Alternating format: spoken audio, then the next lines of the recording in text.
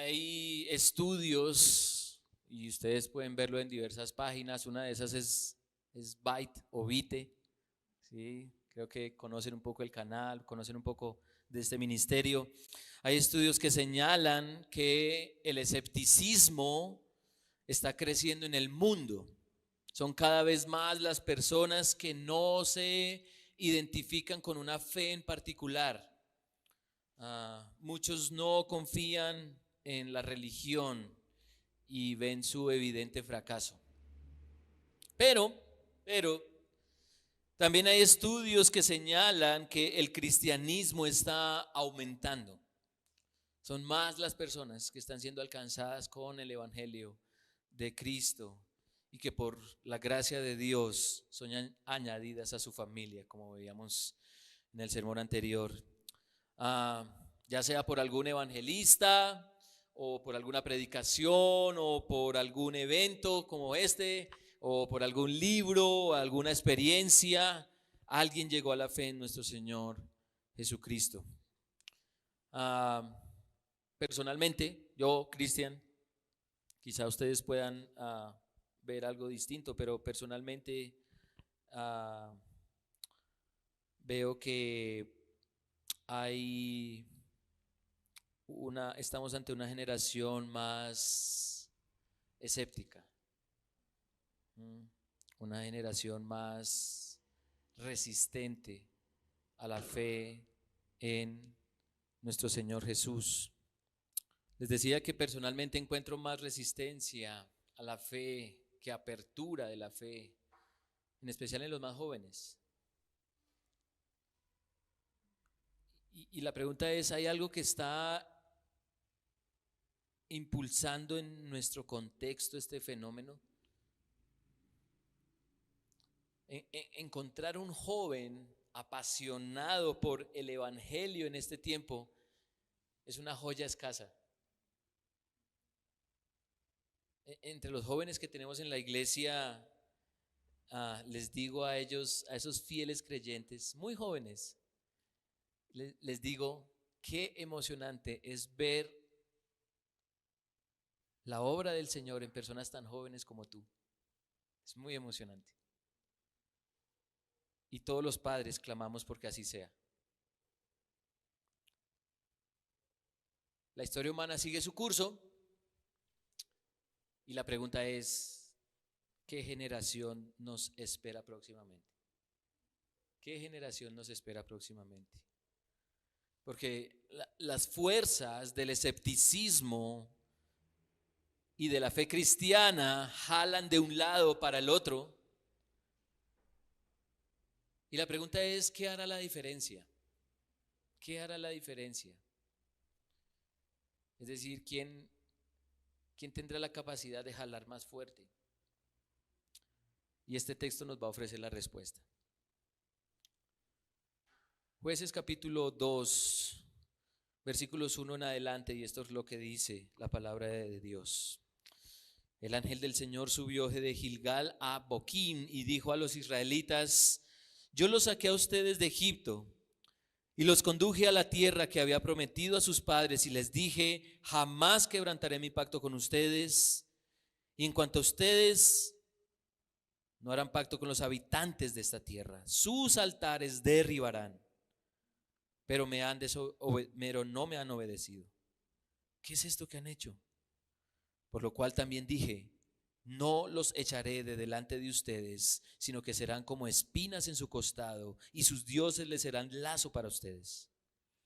Cuando el ángel del Señor habló estas palabras a todos los israelitas, el pueblo alzó su voz y lloró, y llamaron a aquel lugar Boquim, y allí ofrecieron sacrificio al Señor. Después que Josué despidió al pueblo, los israelitas fueron cada uno a su heredad para tomar posesión de la tierra.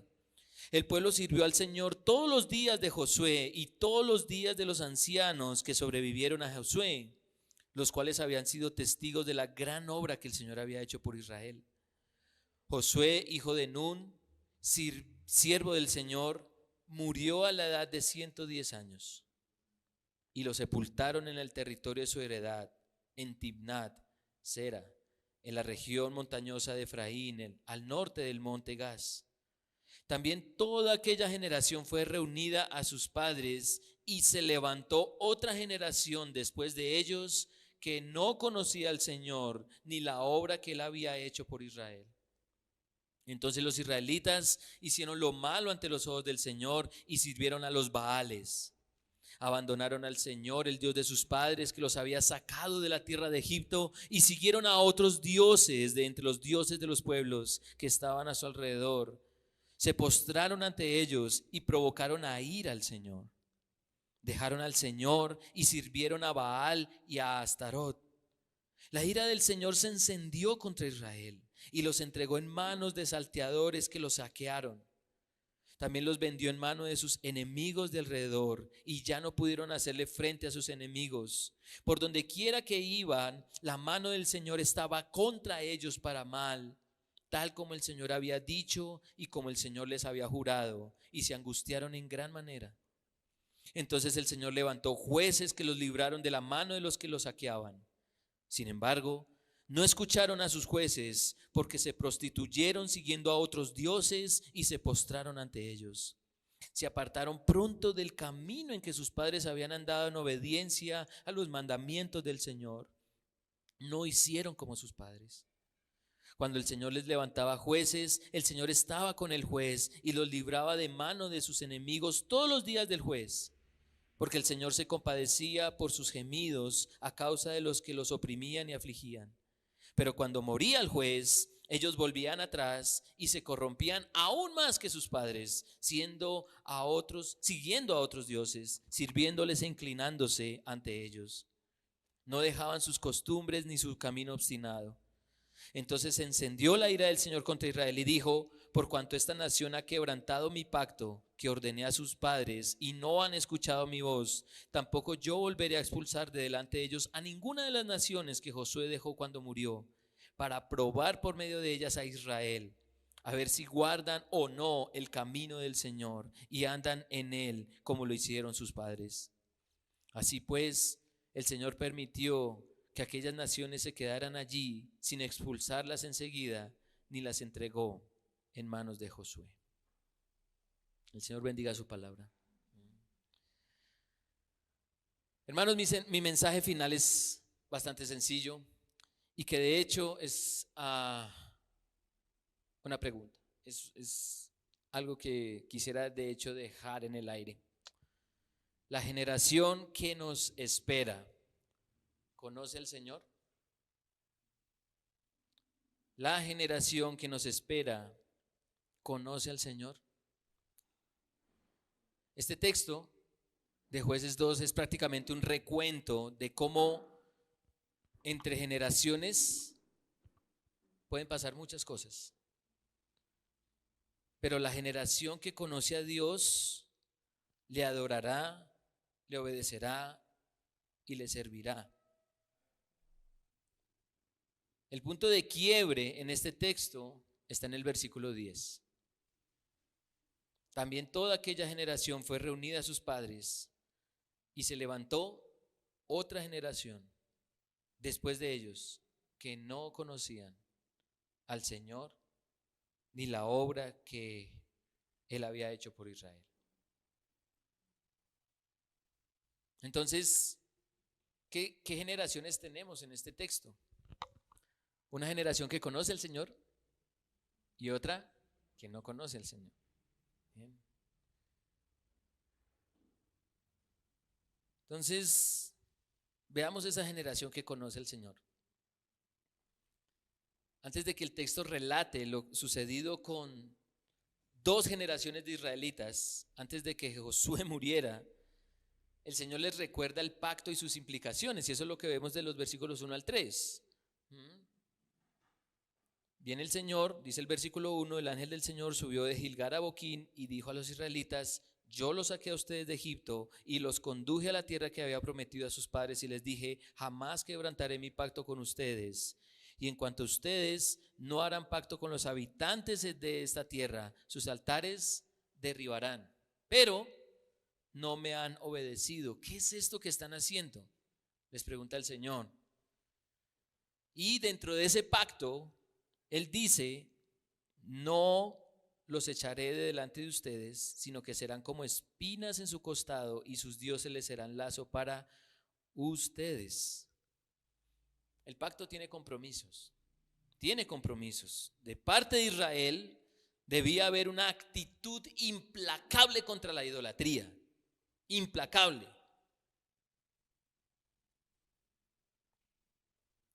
Si eso no sucedía, el Señor cumpliría su parte, la parte de su pacto. ¿Y cuál es la parte del pacto del Señor aquí? Iba a dejar, ¿cierto?, a que todos esos ídolos que el pueblo había aceptado trayeran sobre ellos calamidad y esclavitud. Y es interesante que de una generación a otra el pacto ya se viera vulnerado, pero no por Dios, sino por el pueblo, por el pueblo. Definitivamente la tendencia nuestra es a la idolatría. Nuestra propensión, como dice el Señor en Génesis 6, es siempre a hacer el mal.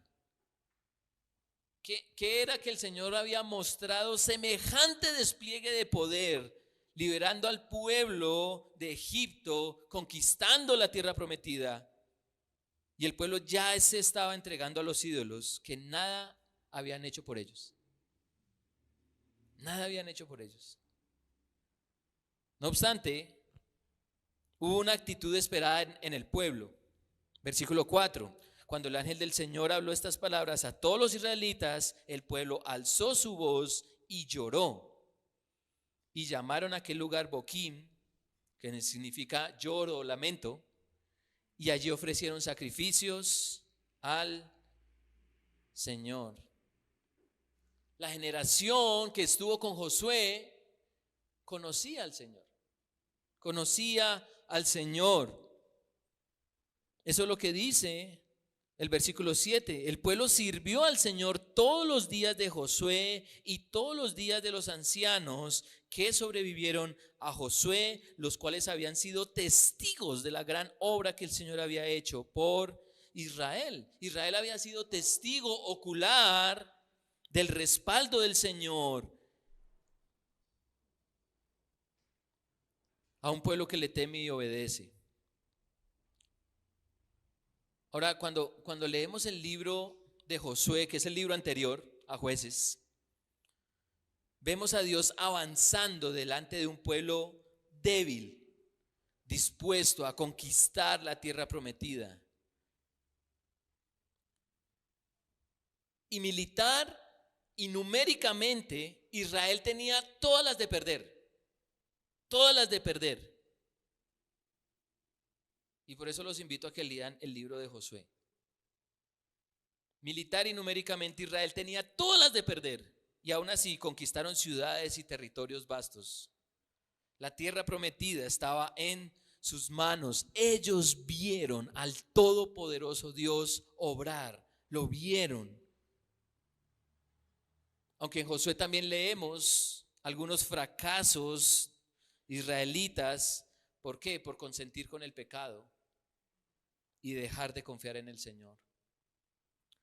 Pero la mayor parte del libro de Josué, es la historia de un Israel estimulada por su líder Josué a la obediencia a Dios, consultando una y otra vez a Dios, confiando en su ley, confiando en su ser. Y la pregunta es, ¿cómo no creer en Él cuando están viendo a sus enemigos mucho más poderosos que ellos caer masivamente?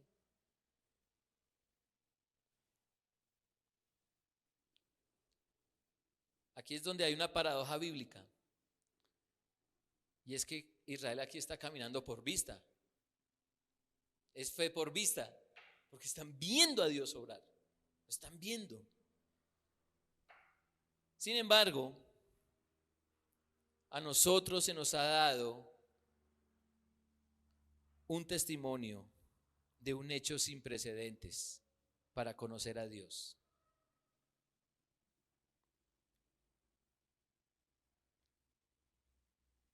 Y ese hecho es la venida de su Hijo, la venida de su Hijo al mundo, el cual murió por nuestros pecados y resucitó al tercer día venciendo la muerte.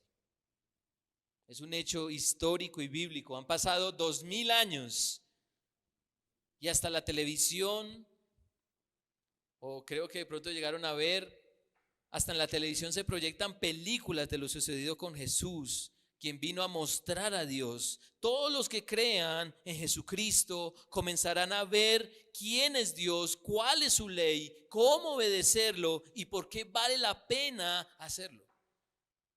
¿Por qué vale la pena obedecerlo?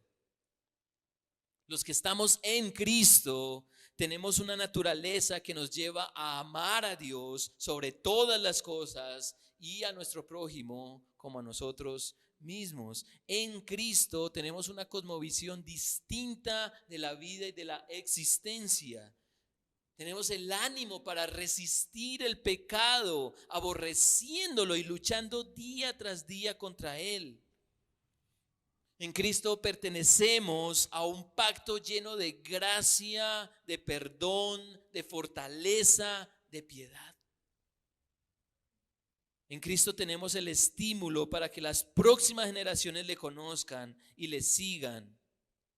Crean en aquel que ofrece satisfacción plena y sentido a todo lo que hacemos. Pregunta. ¿Conocemos a Dios? ¿Conocemos a Dios como para transmitirle a la próxima generación quién es Él y qué hace?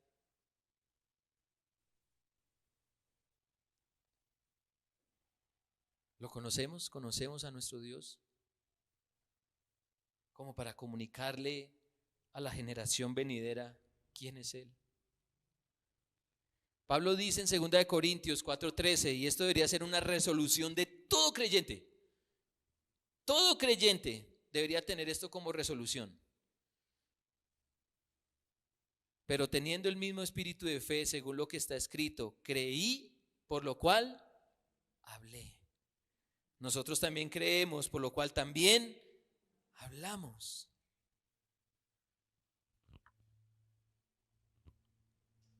Pregúntate, ¿qué creo de Jesús? ¿Qué creo del Señor Jesús? ¿Por qué creo en Él? ¿Qué estoy dispuesto a transmitirle a la próxima generación?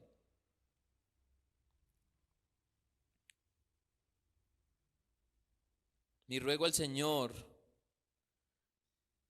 es que a esa próxima generación le podamos transmitir no solo quién es Él, sino también lo que hace en nosotros. Que le transmitamos sus palabras, pero también sus obras en nosotros. Que les prediquemos la palabra y les mostremos la palabra viva en nosotros.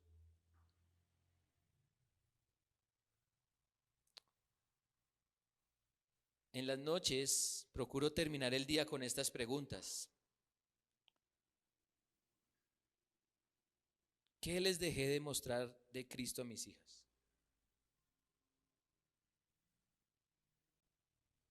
¿Qué les dejé de mostrar de Cristo a mis hijas? A mi esposa. ¿Qué palabras manifesté que alientan muy en lo profundo una resistencia a la fe en mis hijas?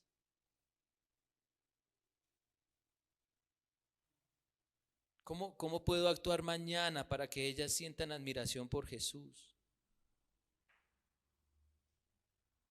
¿Qué estoy dispuesto a hacer para que ellas avancen en el conocimiento de Jesucristo?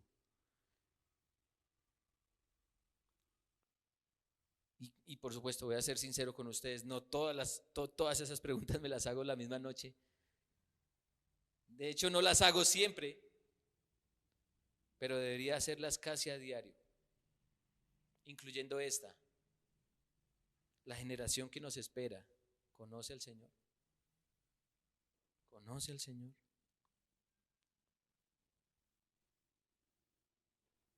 La historia avanza en el texto y sucede algo que para algunos puede ser sorpresivo, pero no debería serlo porque es la realidad humana. Versículo 8, Josué, hijo de Nun, siervo del Señor, murió a la edad de 110 años y lo sepultaron en el territorio de su heredad en Timnat Será, en la región montañosa de Efraín, al norte del monte Gaz. También toda aquella generación fue reunida a sus padres y se levantó otra generación después de ellos que no conocía al Señor ni la obra que él había hecho por Israel. Tenemos a una generación que conoce al Señor, vio al Señor obrar, pero ahora tenemos una que no conoce al Señor. ¿Y qué pasa con esa generación? ¿Qué pasa con esa generación? Bueno, lo leíamos de los versículos 11 al 23, ¿no? Una generación entregada a la idolatría, entregada a los Baales, a Astaror, a cuanto ídolo tenían allí la tierra prometida. Y una inclinación no al arrepentimiento, sino al remordimiento. Porque ellos clamaban a Dios y Dios en su misericordia les enviaba jueces para que fueran libertos, ¿cierto?, de la idolatría y de la opresión de las naciones que estaban conquistando. Y entonces el pueblo salía adelante, pero moría el juez y ¿qué pasaba? Otra vez se entregaban al pecado, a la idolatría. Y prácticamente el capítulo 2 es el resumen del libro de Jueces. Leíamos el patrón en el texto, ¿no? Y vemos que al final del libro, y hagan el ejercicio de leer todo Jueces, que mientras más avanza el tiempo, menos piadoso es el juez que liberta a Israel. Si ustedes miran la vida, por ejemplo, de uno de los primeros jueces como Otoniel y comparan la vida de uno de los últimos jueces como Sansón, vemos hacia dónde iba el pueblo.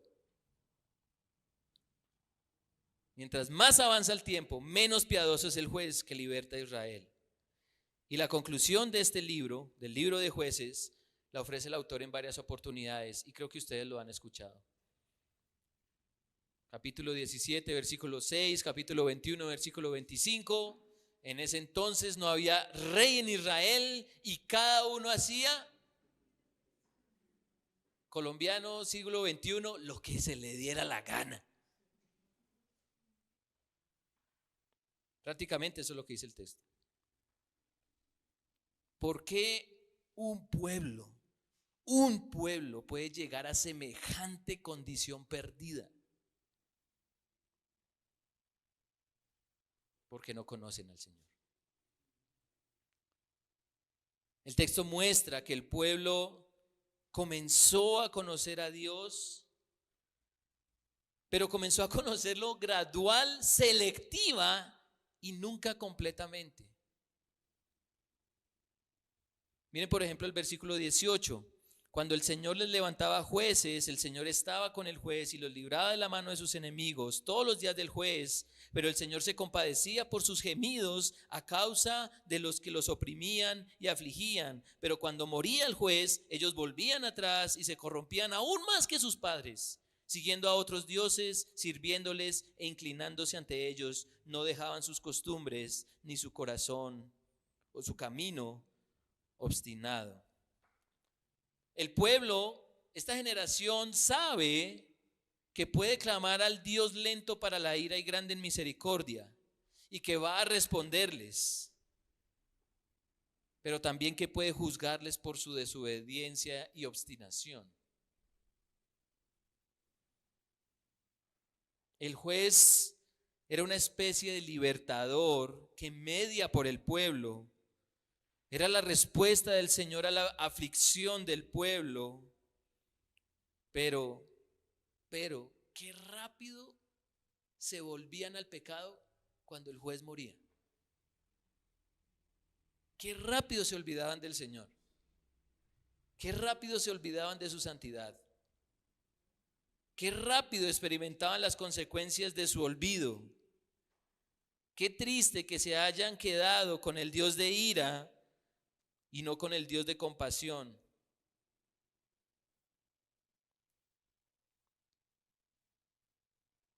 Un pueblo ignorante y obstinado es un pueblo que quiere sufrir. Ellos claman por ser liberados del sufrimiento, pero ¿por qué no permanecen en el Señor? ¿Por qué no permanecen en el Señor? Y la respuesta es porque no lo conocen completamente. No lo conocen completamente. Puede que lo conozcan en parte, pero Dios no puede ser conocido así. Dios no puede ser conocido así.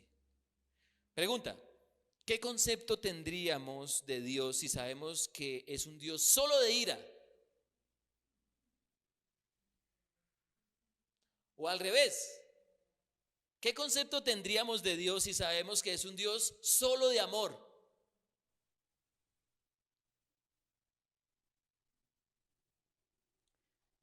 ¿Qué decisiones tomaríamos si sabemos solamente que Dios da, pero no sabemos que Dios también quita? Porque ese es el mensaje de hoy, ¿no? Un Dios que eso da y hasta le podemos exigir que nos dé. Pero según la Biblia, ese Dios que da también es un Dios que quita.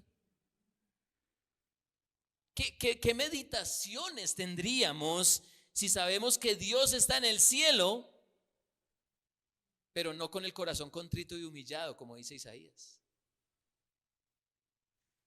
Y hay muchos que sienten a Dios lejano, por allá, inalcanzable. Pero la Biblia dice que Él habita con el corazón contrito y humillado.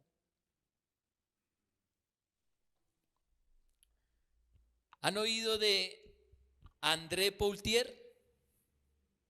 ¿No tienen ni idea quién es? Bueno, se cuenta que este hombre era un perforador de pozos. Era un perforador de pozos. Y una vez apostó ante un grupo de amigos en un restaurante que bebería 39 vasos de vermut en 10 minutos. ¿Qué es un vermut? Como un martini, o sea, un licor. Apostó con un grupo de amigos en un restaurante que bebería 39 vasos de licor en 10 minutos. ¿Qué tal la apuesta?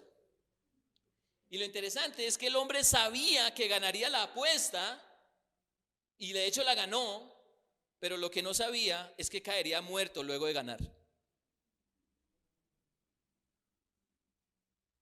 Vaya usted, haga lo mismo que este hombre.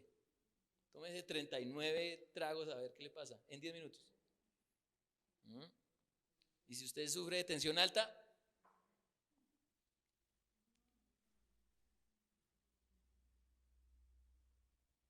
la generación que nos espera conoce al Señor. ¿Lo conoce completamente? ¿Conoce todo su ser, todo su obrar, todas sus decisiones, todos sus mandamientos?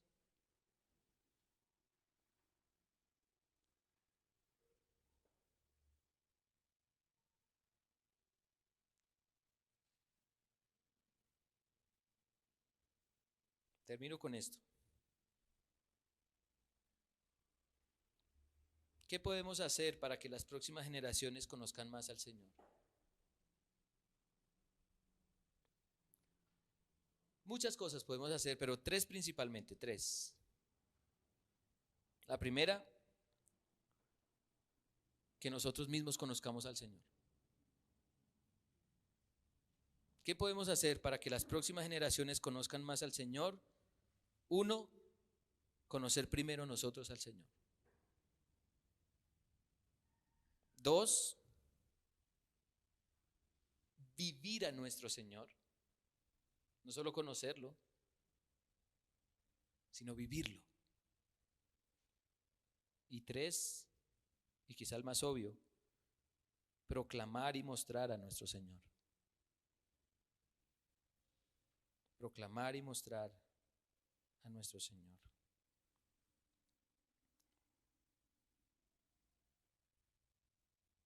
¿La generación que nos espera conoce al Señor?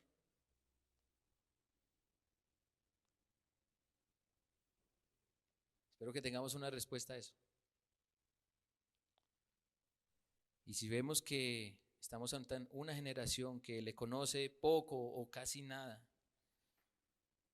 pensemos en primero conocerlo, vivirlo, para proclamarlo y mostrarlo.